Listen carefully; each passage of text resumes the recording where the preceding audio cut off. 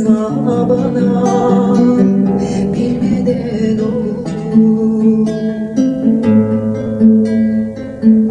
Aklımda, fikrimde bir tek sen varsın. Sen benim dünyamda, dünya kadarsın, dünya kadarsın. Zevk